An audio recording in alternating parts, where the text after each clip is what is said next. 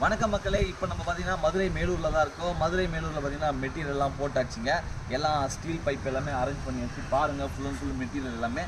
ராஃப்டர்ஸ்லாம் பார்த்தீங்கன்னா main roofing பார்த்தீங்கன்னா 5க்கு 2 ராஃப்டர் தான் யூஸ் பண்ணுறோம். நார்மலான இருக்கிற ரூஃபிங்லாம் பார்த்தீங்கன்னா 4க்கு 2 ராஃப்டர் யூஸ் பண்ணுறோம்.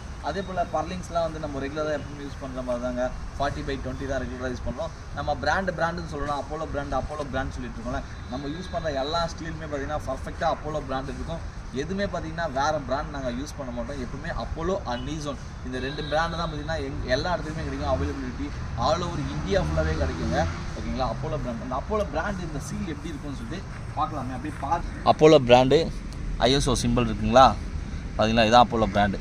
இது போல் தான் இருக்கும். ஆக்சுவலாக அப்போலோ பிராண்டு எதுக்காக யூஸ் பண்ணணுன்னாக்கா ஸ்டீலுடைய கண்டென்ட் பார்த்திங்கன்னா அப்போலோ பிராண்டில் பர்ஃபெக்டாக இருக்கும். அதை பற்றின டீட்டெயில்ஸான விரைவான ஒரு வீடியோஸ்லாம் கண்டிப்பாக தேவைனாக்கா அப்போலோ பிராண்டு எதுக்காக நீங்கள் யூஸ் பண்ணுறீங்க அப்படின்னு சொல்லிட்டு நீங்கள் தெரிஞ்சுக்கணும் அப்படின்னாக்கா மறக்காமல் கமெண்ட் செக்ஷனில் கமெண்ட் பண்ணுங்கள். அதுக்கான வீடியோ அப்போலோ பிராண்டில் என்னென்ன கண்டென்ட் இருக்குது அப்படின்னு சொல்லிட்டு நான் வந்து ஒரு வீடியோவாக போகிறேன். தேங்க்யூ ஃபார் வாட்சிங். Follow the friends of fabrication.